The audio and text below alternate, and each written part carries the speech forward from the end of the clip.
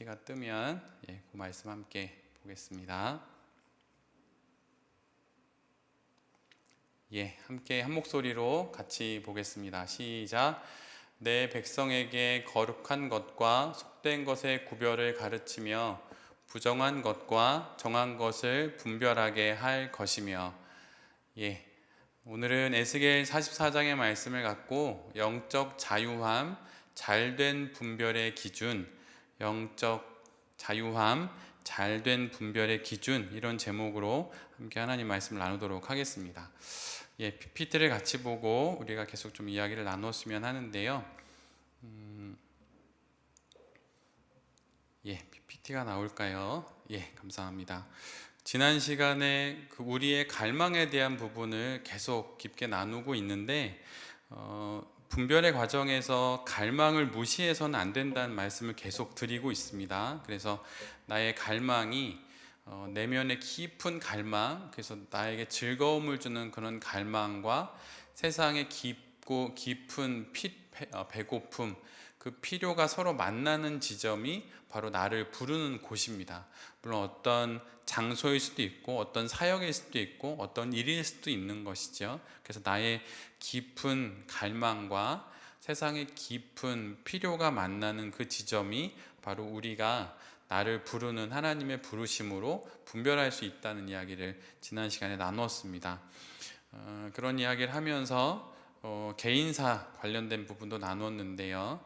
그래서 한 사람의 그 개인적인 역사를 돌아보면서 우리의 삶을 통해서 또 우리가 분별을 할 수 있다는 이야기도 나눴습니다. 그래서 잠잠히 깊은 침묵 가운데 이런 방법으로 하나씩 기도를 해보시면 좋겠다, 이렇게 다 말씀을 드렸고, 그 다음에 이제 이 부분인데요. 이제 앞에서 말했던 그 세 가지가 합쳐져 있는 모양인데, 그러니까 우리가 말했던 나의 가장 큰 갈망과 또 나의 정체성, 그리고 나의 가지고 있는 내 안의 영적 자유함들이 서로 만나는 그 지점이 바로 하나님의 뜻, 하나님의 부르심일 수 있다고 하는 것이에요.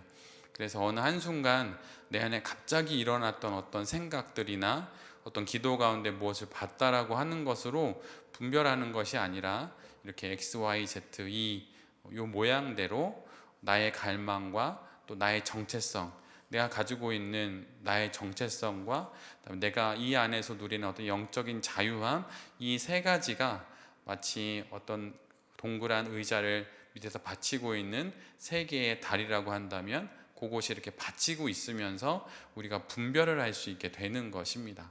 그래서 나의 정체성이 무시되는 부르심으로 하나님 우리를 부르시는 게 아니에요. 그래서 의학적인 지식이 없는데 하나님이 나를 의료 선교사로 부른다, 이런 있을 수 없는 일이죠. 그런 것처럼 나의 정체성과 또 내가 별로 좋아하지 않는 일인데, 뭐 소질도 없는데 그런 일을 나로 하여금 하게 하시거나, 그런 일은 거의 없습니다. 그러니까 사도 바울이 하나님으로부터 쓰임 받을 때도 그가 아주 잘 훈련된 아주 율법과 또 유대인으로서의 좋은 모습들이 가지고 있었기 때문에 그가 이렇게 이방인을 위한 복음 전도자로 사용되는 거지, 그런 부분이 없이 그냥 하나님의 소명과 하나님의 부르심을 이렇게 받을 수는 없다는 거예요. 그래서 이 내용으로는 그래서 나의 정체성과 내가 정말 좋아하는 것과 영적인 자유함들이 조화를 이루어서 그 안에서 하나님의 뜻을 발견할 수 있다는 것입니다. 그래서 내가 정말 좋아하는 것인데 하나님이 그걸 뭐 허락을 안 해주셔, 뭐 이런 거는 사실은 생각보다 제 경험으로는 많은 것 같지는 않아요. 거의 다 뭐 넉넉한 집안이 아니었음에도 불구하고 하나님 안에서 제가 꿈꿔왔던 것들은 뭐 시간이 걸리더라도 이제 하게 허락해 주시는 게 많지, 뭐 그걸 이렇게 안 하게 하시거나 좀 싫은 걸 억지로 시키시거나 그러는 경우는 좀 드물다고 생각이 듭니다. 그래서 이렇게 세 가지 축으로 하나님께서 나를 부르시는 그 부르심을 분별할 수 있다라는 것을 한번 기억하셔서, 내가 어떤 결정하고자 하는 그 어떤 일이 뭐 어떤 직업일 수도 있겠죠. 어떤 직업이나 뭐 어떤 뭐 선택에 있어서 그거를 이 파란 글씨로 되어 있는 가운데 좀 적어놔 보고 나의 정체성하고는 얼마나 좀 부합하는지, 나의 갈망하고는 또 얼마나 부합을 하는지, 또 그 안에서 내가 누리게 되는 영적 자유함 어느 정도가 되는지 그런 걸 살펴보면서 분별을 하시면 좋을 것 같습니다. 예, 이제 이 부분은 이제 지난 시간에 요 앞까지 했었는데 분별이 필요한 이유가 있고 분별이 우리에게 있어야 하는 이유가 있습니다. 그것은 우리는 비록 우리의 마음으로는 이제 구원받은 성도로서 하나님의 것, 또 거룩한 것, 경건한 것을 추구하고자 하는 마음이 있지만 동시에 우리 안에 여전히 죄인된 본성이 있는 것이죠. 그래서 죄인된 본성이 있고 또 구원받은 성도로서의 모습도 있어서 이 둘 중에 우리가 한쪽으로 완전히 정해져 있다면 분별은 필요하지 않은데 우리가 이 두 가지를 다 가지고 있기 때문에 분별이 필요한 것입니다. 예수님을 믿었다고 구원은 받았지만 구원 이후의 삶 가운데 여전히 성화의 과정에서 내가 좀 줄여야 하고 제해버려야 하는 죄된 성품들이 있고, 반면에 하나님을 따르려고 하는 거룩한 성도의 성품이 공존하기 때문에 그래서 분별이 필요한 것이에요. 그래서 죄인은 만약 우리가 죄인으로만 정해져 있다면 앞으로 무엇을 하든 상관없이 망하게 될 것입니다. 그리고 구원받은 성도고 이미 구원받았기에 어떤 노력도 기울일 필요가, 이제 구원받은 성도는 어떤 노력도 기울일 필요가 없게 되는 것이죠. 그러나 교회에서 많이 들어보셨듯이 우리는 이미 구원은 받았지만 아직 그 구원이 완성된 것은 아니다 라고 하는 그 표현처럼 구원받은 거룩한 성도이기는 하지만 성화의 삶 가운데 아직 죄된 성품들이 있기에 분별이 필요한 것이에요. 그래서 이 세상에 존재하는 모든 이들은 다 분별이 필요한 것입니다. 그래서 분별이 또한 그러니 있어야 하는 것이죠. 그래서 루터 같은 경우에는 기독교인은 죄인이면서 동시에 의인이면서 동시에 죄인이다라고 말을 했어요. 그래서 분별이 필요한 것입니다. 그러니까 목사라고 해서 성직자라고 해서 그가 거룩한 어떤 대단한 존재가 된 게 전혀 아니에요. 그러니까 그도 한 명의 사람으로 기독교인으로서 의인이면서 동시에 죄인이기에 어떤 선택을 하거나 어떤 결정을 할 때 반드시 분별을 해야 한다고 하는 것이죠. 그리고 조나단 에드워드는 사실은 기독교인의 거룩한 정서에 대해서 책을 이렇게 두꺼운 책을 써놨는데, 우리에게는 거룩한 정서와 일반적인 정서가 있다는 거예요. 그래서 그것을 구별해야 한다고 이야기를 합니다.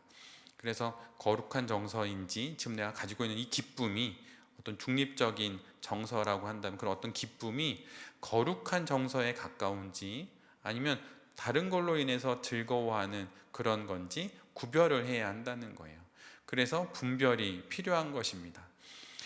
그래서 하나님이 우리의 선택을 기다리고 계시고 그 일에 하나님이 동참하기를 원하신다는 생각을 한번 해보면, 하나님이 뭘 정해주시면 그때 내가 하겠다라고 말하는 것이 아니라 하나님이 내가 무엇을 선택하기를 기다리고 계시다라고 생각한다면 더더욱 우리는 분별을 해야겠지요.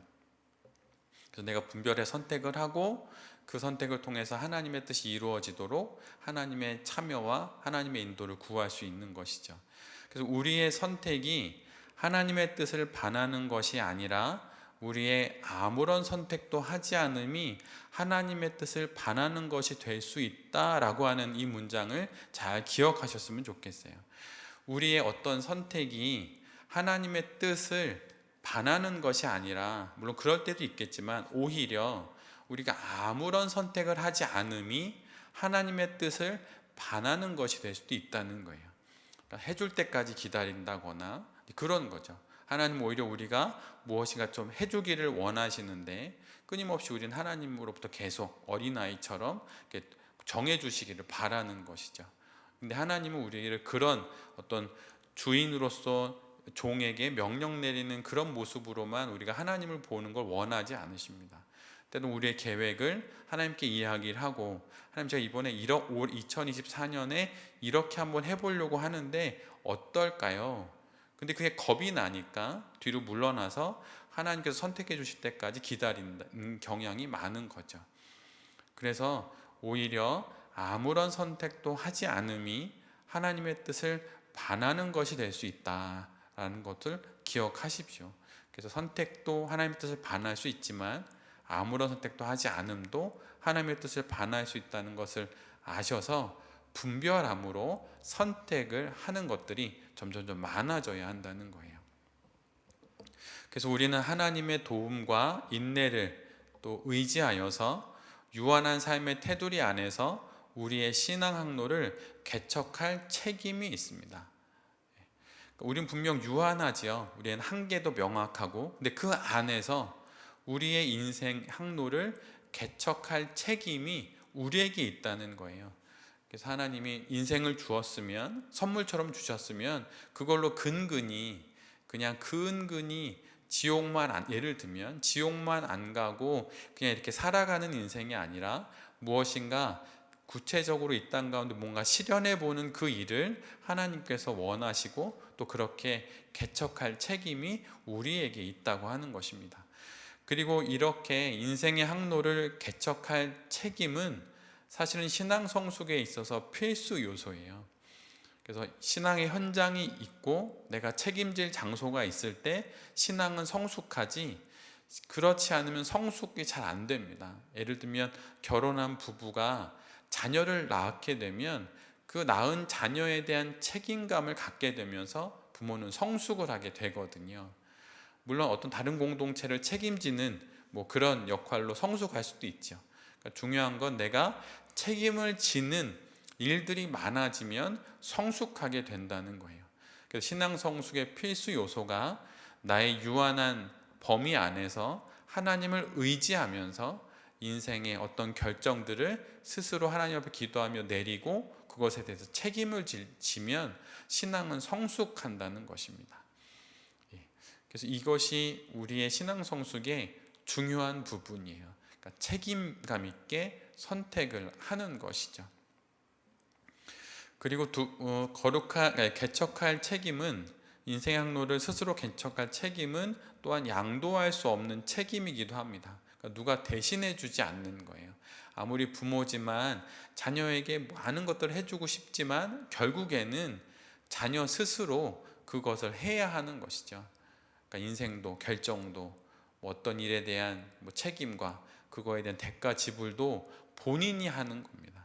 그래서 양도할 수 없는 책임이에요. 언젠간 부모도 떠나게 되고 다 그럴 텐데 이렇게 양도할 수 없는 책임, 그 책임을 지기 위해서라도 분별이 우리에게 필요한 것입니다. 그래서 이런 부분에 있어서 분별이 필요한 것이고요.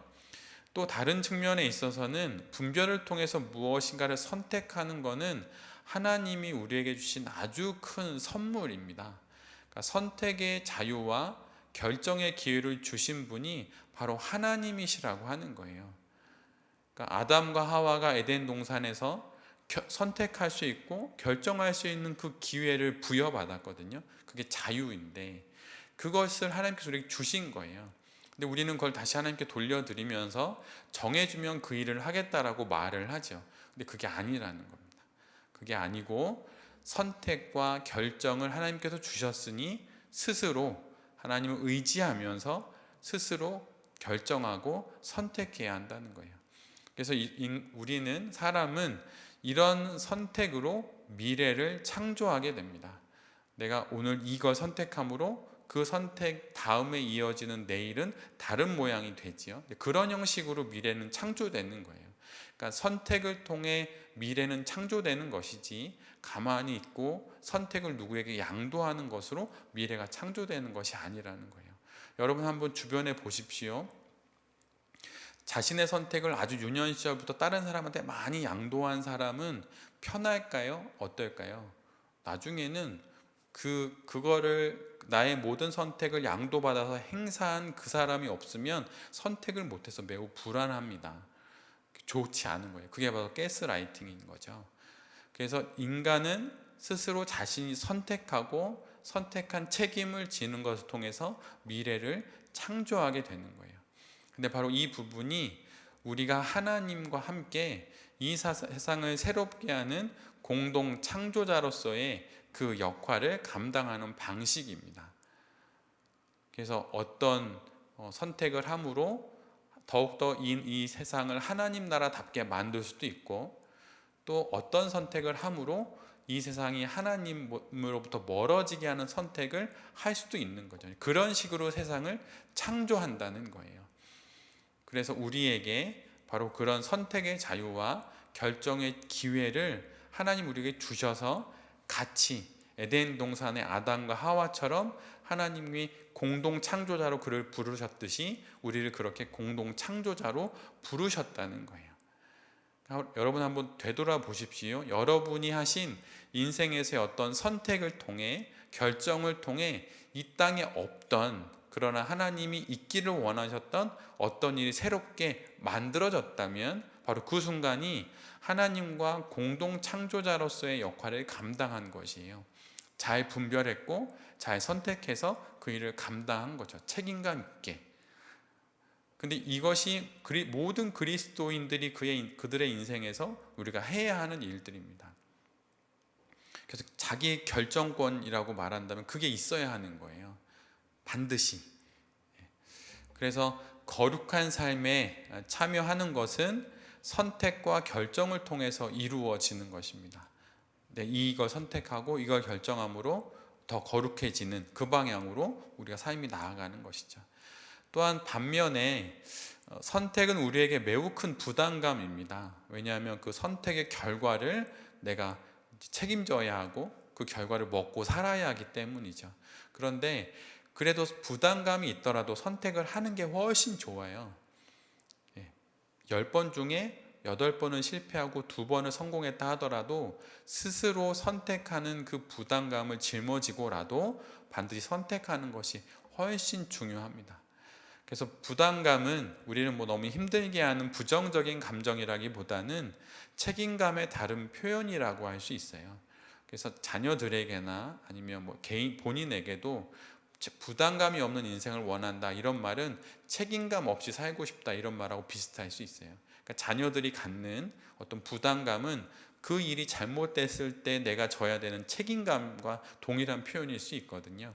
그래서 선택하게끔 하고 책임지게끔 함으로 그 부담감이 부정적인 감정이 아니라 어떤 선택을 했을 때 자연스럽게 따라오는 그런 도전적인 어떤 감정이라고 하는 것을 어렸을 때부터 아이들에게 알려줄 필요가 있고, 다 큰 성인인 성도들도 어떤 선택에 대한 부담감이 올 때 뭔가 두려워하거나 잘못된 감정이라고 생각할 게 아니라 이건 내가 져야 할 책임감을 알려주는 거구나 라고 아는 것이 더 바른 분별에서의 그 부담감을 다루는 방식입니다. 우리가 기억해야 하는 것은 하나님은 모든 작은 일까지 우리 인생의 모든 것을 상세하게 기록하지는 않으십니다. 그러니까 내가 오늘 저녁에 짜장면을 먹을지 짬뽕을 먹을지 정해져 있다, 이런 건 아니라는 거예요. 제가 예전에 신대원 때 영성 전공했던 어떤 이제 수업 시간에 교수님한테 어느 청년이 뭘 물어봤는데 내용은 기억 안 나는데 대략 이렇게 좀 정리해서 말씀드리면 이럴 수도 있을 것 같아요. 제가 개척교회로 목회를 가야겠습니까? 아니면 대형교회로 가야 되겠습니까? 이런 질문이었다 하면 그것에 대해서 그 교수님이 이러셨어요. 하나님은 자네가 이쪽을 가든 저쪽을 가든 별 관심이 없네, 이렇게 말씀을 하시더라고요. 그러니까 그 말은 하나님이 그 전도사님에게 관심이 없다 이런 게 아니라 그것은 너가 책임지고 너가 결정해야 될 문제다. 그리고 그 이후에 계속 그 여정을 걸어가면서 하나님과 동행하는 게 중요한 것이지 출발도 하지 않고 이 길입니까 저 길입니까 물어보는 것은 아니라는 거예요.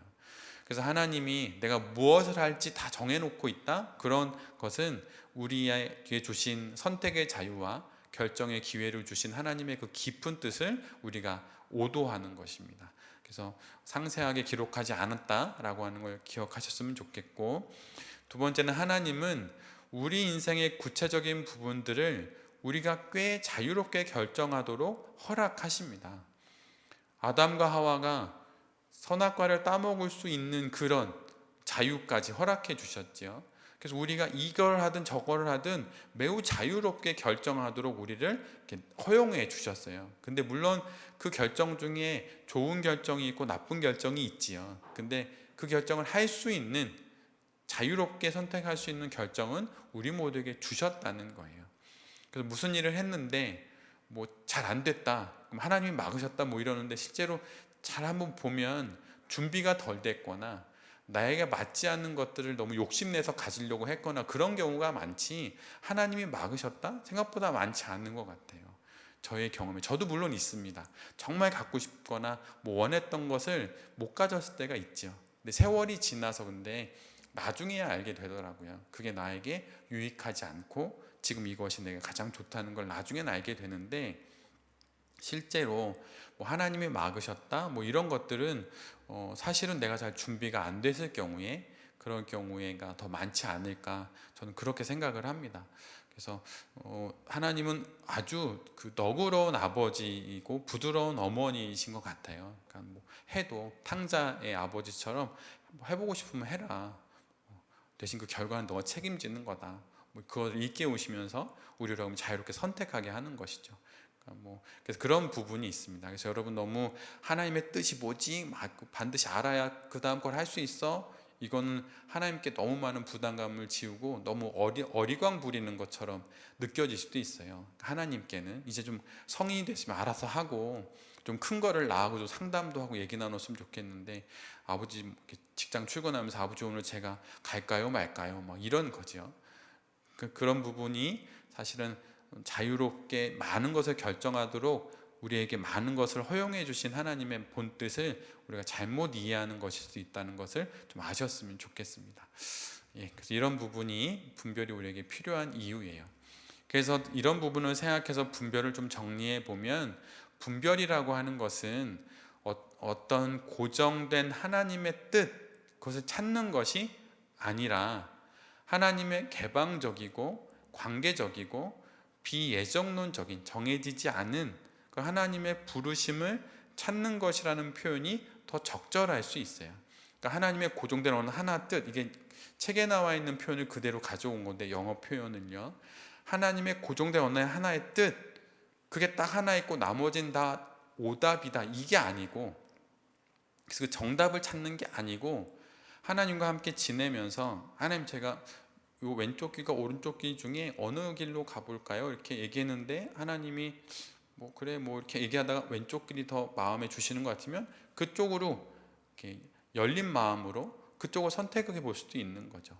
그리고 같이 또 걸어가시다가 하나님께서 우리에게 말을 거시거나 그러실 때 우리를 관계적으로 거기 좀 걸어가니 힘들지, 그만 바꿔볼까 뭐 이런 식으로 제안해 주실 수도 있다는 거예요. 그래서 나의 미래가 정해져 있고, 예정론은 그런 식으로 이해하는 것이 결코 아닙니다. 정해져 있고 뭐 고정된 어떤 하나의 정답을 찾는 것, 이것이 분별이 아니에요. 그것이 아니라 개방적으로 하나님과 동행하면서 관계적으로 하나님과 얘기하고 협의하면서 요거 해볼까요? 저거 해볼까요? 뭐 이러면서 하나님과 함께 세상을 새롭게 창조하는 것, 그것이 분별에 좀 더 가까운 의미라고 말할 수가 있습니다. 그래서 사람들마다, 개인마다 하나님의 부르심은 다를 수밖에 없어요. 나의 정체성과 나의 갈망과 내가 영적인 자유함을 많이 느끼는 것이 사람마다 다 다른데, MBTI도 다 다르잖아요. 다 다른데 그 다른 모습으로 하나님과 개방적으로 관계를 맺고 관계적으로 또 비예정론적으로 하나님과 교제를 갖다 보면 부르는 부르심이 각각 다를 수밖에 없다는 거예요. 그래서 어느 한 교회에 어느 목사님이 하나님으로부터 부르심을 받아서 어느 한 길을 그 목사님이 걸어갈 때 그 길이 모든 성도들이 걸어갈 길은 아닐 수 있어요. 사명은 각자라고 말했던 믿음의 선인의 이야기처럼 말이죠. 공동체로 함께 있지만 그 공동체와 함께 있을 때와 흩어져서 살아갈 때에 하나님의 부르심은 다를 수 있다는 거예요. 그래서 뭐 예를 들면 이단들처럼 모여서 막 하나 똘똘 뭉쳐서 막 간다, 이런 건 아닙니다. 모여서 하나님의 은혜를 받고 흩어져서 각자에게 부여된 부르심을 따라 하나님의 콜링을 따라 각자 살아가는 거예요. 가정에서 뭐 아내로서, 엄마로서의 역할을 감당하고, 직장에서 어떤 직장인으로, 저는 목사님과 교회에서 목회자로의 부르심을 각자 살아가고, 다시 교회에 모여서 하나님의 뜻을 다시 뭐 깊이 은혜 가운데 누리고 다시 흩어지는 거죠. 사람마다 다 다른 거예요. 그래서 예를 들면 담임 목사님이 갖는 신앙의 칼날을 동일하게 가져야지 이럴 필요도 없는 것입니다. 예수님을 닮으면 되는 거죠. 그래서 사람마다 하나님의 부르심은 다른 거예요. 그래서 하나님은 지금 내가 내리려고 하는 나의 이 결정을 통해서 내가 무엇을 창조하도록 부르시는가 라고 질문을 던져서 이걸 찾아가는 것이 분별이죠. 노란색 글씨로 앞에 있는 그 하나님이라고 하는 주어와 뒤에 있는 그 의문문의 그 동사 부분을 이렇게 노란색으로 해놨는데, 하나님이 우리를 부르시는 것, 그게 하나님의 뜻이니까 분별해야 되는 것이죠. 근데 그 안에는 이런 내용이 있어야 한다는 거예요. 내가 내리려고 하는 나의 결정을 통해 내가 무엇을 창조하도록 하나님이 부르시는가라고 하는 거지, 가운데 걸 쏙 빼고 나를 무작정 부르시는 게 아니라는 거예요. 그러니까 내가 내리는 결정을 통해서, 내가 창조하려는 것을 통해서 하나님이 나를 당신의 부르심으로 부르는 것이지, 그냥 하나님이 우리를 일방적으로 부르시는 것은 아니라는 거예요. 그런 경우가 있기는 있지만 매우 특별한 경우고, 우리들은 그런 경우가 사실은 많지는 않습니다. 그래서 하나님의 부르심이라고 하는 그 하나님의 뜻은 내가 내리는 결정의 과정들을 통해, 또 내가 창조하려고 하는 것들을 통해 내게 좀 더 명확해진다고 하는 것을 잘 기억하시면 좋겠어요. 그래서 분별이란 하나님이 기뻐하시는 미래 안에서 우리의 미래를 찾는 것입니다. 하나님이 기뻐하시는 큰 미래가 있는데, 그 미래 안에서 또 누군가의 미래도 있고 또 누군가의 미래도 있는데, 그 중에 나의 미래를 찾는 거죠. 분별은 앞날을 위한 거니까요. 그러니까 하나님의 크고 기뻐하시는 미래가 있는데, 그 안에서, 그 전체 기뻐하시는 미래 안에서 하나님이 내가 이걸 함으로 기뻐하시는 그 미래가 뭘까를 찾는 거죠. 그래서 찾아가는 과정입니다. 그래서 개방적으로, 관계적으로, 비예정론적으로 그걸 찾아가는 거예요. 그래서 운명론이 결코 아닙니다. 우리의 신앙은. 그래서 이런 부분을 잘 유념하시면 분별을 자꾸 이제 더 해나갈수록 매우 자유로워지고, 그리고 선택에 대한 용기도 더 많이 생깁니다. 그래서 그렇게 많이 해보셨으면 좋겠어요. 특히 이제 주일학교나 그 청년부 뭐 이런 경우에는 이제 구원에 대한 교리를 많이 가르치다 보니까, 이제 구원은 좀 이렇게 OX가 명확하잖아요. 사실은 예수님을 믿으면 구원, 안 믿으면 아닌 거니까. 근데 그것에 대한 이야기만 하다 보니 자유함이 좀 떨어지는 경향이 있습니다. 그런데 그 우리 나누고 있는 분별의 이야기를 통해서 해도 된다, 해봐라. 그것이 하나님이 우리에게 결정의 기회를 주시고 선택의 자유를 주신 것이다. 그 자유로 해보는 것이 신앙이지, 아무것도 안 하고 그냥 가만히 있는 것으로 뭐 몸에 상책이 하나도 없이 그냥 천국 가는 게 그게 아니고, 해보고 손발이 부르트도록 뭔가를 해보는 것이 오히려 더 성도다운 것이다라고 우리 모두가 알아야 할 것이에요. 여기까지가 이제 그 정체성에 관련된 내용이었고, 분별의 기초를 위한 실습 3가지 중에 이제 마지막 3번째 영적 자유함인데요. 앞에서 보셨던 X, Y, Z 그 축에, 그 3가지 축에 있는 내용들입니다. 근데 여기서는 중요하게 다루는 것이 불편심이라고 하는 건데, 이거는 오른쪽 맨 아래에 있는 것처럼 편중되지 않는 마음을 말해요. 그러니까 어느 거 하나에 매달리지 않는 거예요. 그러니까 좀 달리 말하면 초연한 것이죠. 그래서 그것이 아니면 난 죽는다, 이런 게 아니에요. 뭐 그래, 하나님의 뜻이 이게 아니면 뭐 다른 게 있겠지, 뭐 이렇게 편안하게 생각하는 거죠. 한쪽으로 기울어지지 않는 마음, 그것이 불편심입니다. 근데 이 불편심의 태도라고 하는 것은 우리가 원하는 작은 것들보다 하나님이 원하시는 것을 기꺼이 선택하겠다는 의지를 갖는 거예요. 그러니까 내가 뭔가 끌리는 것이 있어서 그걸 막 갖고 싶은데, 그게 아니라 내가 원하는 것보다 하나님이 원하시는 것이 있다 그러면 기꺼이 내가 그것을 선택하겠다. 그래서 어느 하나에 이렇게 매달리거나 막 그거를 갖고 싶은 마음에 막 조급해하거나 그런 게 아니라, 그런 소소한 것들, 그래 이거보다 하나님이 원하시는 더 좋은 게 있으시겠지라고 말하면서 기꺼이 하나님의 것을 선택하겠다는 의지를 갖는 것입니다. 그래서 불편심의 태도가 분별의 아주 좋은 출발점이 돼요. 왜냐하면 불편심이 우리 안에 뿌리를 내릴 때 그것은 하나님의 부르심에 자유롭게 반응하는 영적 자유로 이제 꽃피우게 된다는 거예요. 그래서 편중되지 않는 마음, 그래서 뭐 이쪽이든 저쪽이든 한쪽에 막 너무 많이 치우치지 않는 마음으로 있을 때 하나님이 우리를 부르시면 자유롭게 거기서 반응한다는 거죠. 그래서 자유롭게 반응하니까 영적인 자유를 이제 맛보게 된다고 하는 것이에요. 편중되지 않는 마음에서 자유롭게 하나님이 부르실 때 그것에 반응함으로 자유를 누린다고 하는 것이죠. 그래서 뒤에서 또 기도를 하게 될 텐데, 이 기도는 우리가 불편심을 형성하고 심화시킬 수 있도록 도와줍니다. 여기서 말하는 불편심은 좋은 것입니다. 편중되지 않는 마음, 초연한 마음인데 그런 불편심을 형성하고 조금은 더 심화시키는 데 도움을 줍니다. 그 기도가 바로 이런 내용인데, 하나님이 당신에게 무엇을 행하고 어떤 사람이 되려고 하시는지를 이해하려고 노력하는 가운데 하나님의 성령이 당신과 함께 해주시기를 청해 봅니다. 이런 거예요. 기도를 이제 실제로 해보아야 되기는 하는데 일단 우리 여기서 내용만 하고 넘어갑니다. 그래서 하나님이 우리에게 무엇을 행하시고 내가 어떤 사람이 되라고 하시는지를 한번 이해해 보려고 노력을 하는 것이죠. 하나님, 내가 어떤 사람이 되기를 원하시는 걸까? 그러면서 하나님께서 나와 함께 해주시기를 청하는 거죠. 그 다음에 문장들을 한번 생각해 보는 것입니다. 그래서 그 문장들을 잘 살펴보고 우리의 마음에 이 문장들이 뿌리 내리게 하는 거예요. 그리고 그 문장들이 우리의 삶에 어떤 의미가 있는지를 하나님께 개인적으로 말씀도 드리고 각각을 자신의 것으로 믿고 받아들일 수 있도록 충분한 시간을 들여서 생각해 보는 것입니다. 그 문장들은 다음과 같은 것이에요. 그러니까 하나님, 당신은 존재하는 모든 것을 창조하셨습니다. 그리고 지금 내가 창조하고 있는 것처럼 나를 창조하고 계십니다. 당신은 내가 가장 진실하고 진정한 자아가 되기를 원하십니다.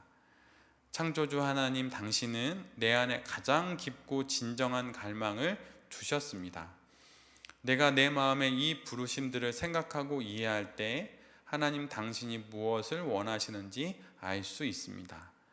그러나 어떤 나의 갈망들은 나를 감탄사인데요. 하나님, 당신이 거하시는 내 진실한 자아로부터 끌어냅니다. 나는 당신이 원하시는 것을 항상 원하지는 않습니다. 그러니까 앞에서 우리가 좀 전에 읽었던 그런 문장들을 여러 번, 마치 렉치오 디비나를 하듯이 여러 번 읽어보면서 이 문장들이 나의 마음에 깊이 좀 안착할 수 있도록 해보는 것이에요. 그리고 이 문장이 나에게 어떤 의미가 있는지 한번 돌아보는 것이죠.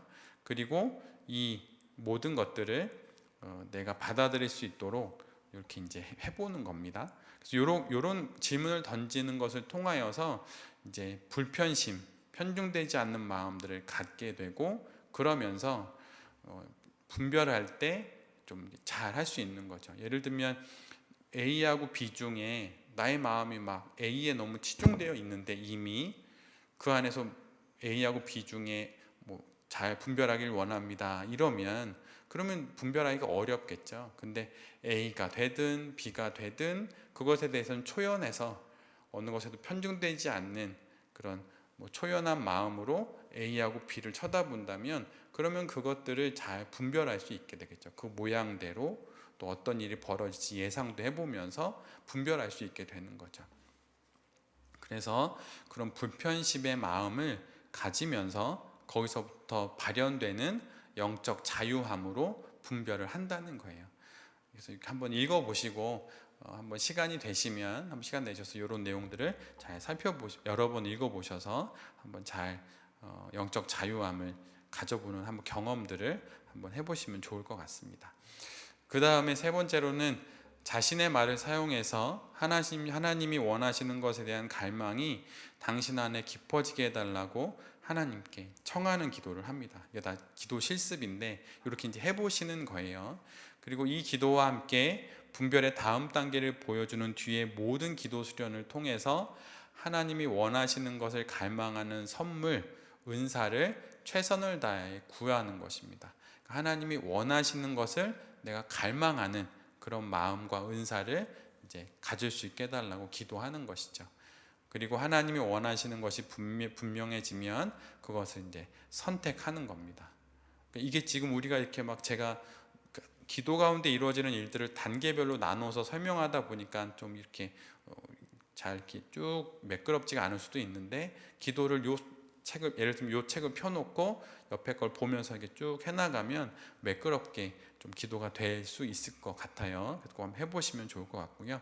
그래서 하나님이 원하시는 것이 분명해지면 그걸 선택합니다.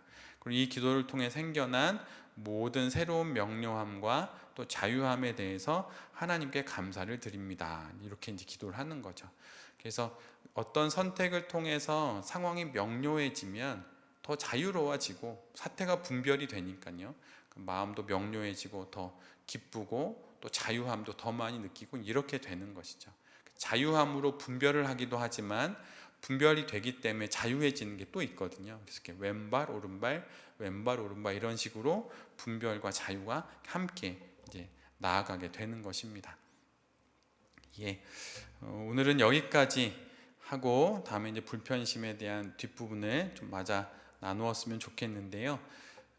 이 시간 함께 기도하실 때 오늘 나눴던 내용 중에 영적인 자유함을 잘 누리는 우리 모두가 되게 해달라고 좀 함께 기도했으면 좋겠습니다.